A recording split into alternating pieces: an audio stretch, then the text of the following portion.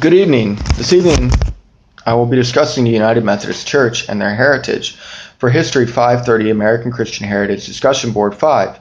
This discussion board topic is any American religious group or denomination other than my own. For this discussion board, of course, I have chosen to discuss the United Methodist Church, but I would like to start with a world statement from Liberty University. Historians must be objective and honest in their investigations.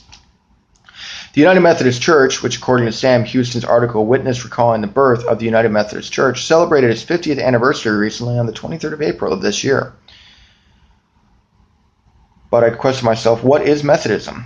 Methodism, according to Britannica.com, an article entitled Methodist Religion written by Robert E. Davis, is an 18th century movement founded by John Wesley that sought to reform the Church of England from within. The movement, however, became a separate from its parent body and developed into an autonomous church. How, then, did an 18th century church recently celebrate its 50th anniversary?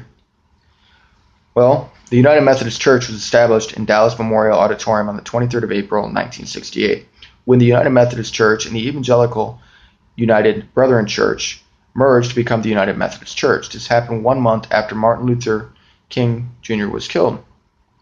And as the Evangelical United Brethren Church was a historically black church, this merger was an attempt to integrate African Americans who had been operating under their own central jurisdiction. But what is Methodism? According to www.umc.org,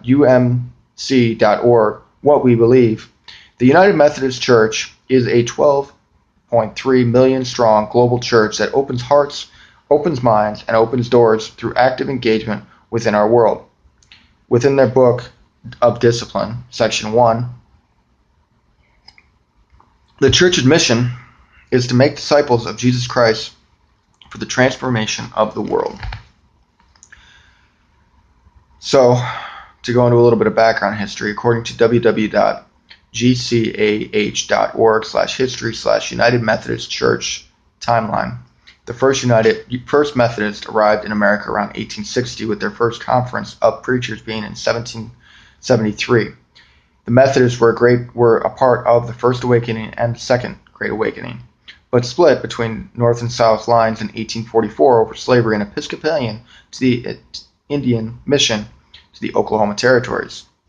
They did not come back together until 1935 when they came together and issued a joint hymn for the Methodist Episcopal Church, the Methodist Episcopal Church South, and the Methodist Protestant Church, which then came together and merged in 1939. However, it was not until 1968 with the union of the Methodist Church and the Evangelical United Brethren Church, a historically black church, that the United Methodist Church was organized.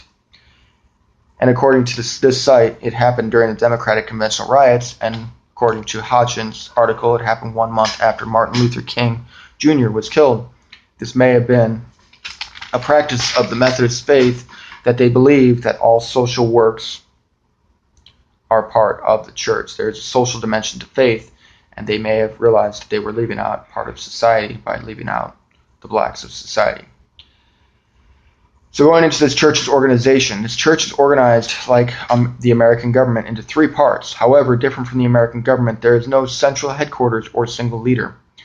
There is the General Conference of Lay People, the Council of Bishops, which is not like the Catholic bishops. It is more along the lines of a group of senior ministers who set guidelines and guidance for ministers to preach and to teach by.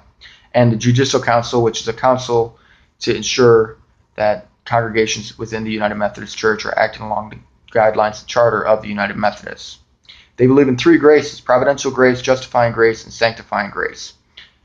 As I said before, they believe that faith and good work go together, and that faith always includes a social dimension. But their issue that currently is affecting their church is the issue of homosexuality.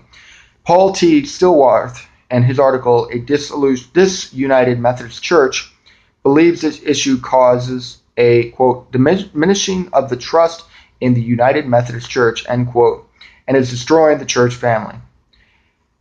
But by the end of the article, Hodgins, which was talking about the 50th anniversary of the church, He writes that in February 2019, the city of St. Louis, which hosted another special Great Convention, as the denomination will hold another special Great Conference as the denomination tries to hold together despite the long-standing division over homosexuality.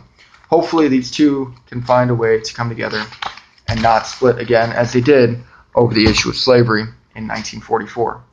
Thank you for listening to my discussion board number 5. Have a nice evening.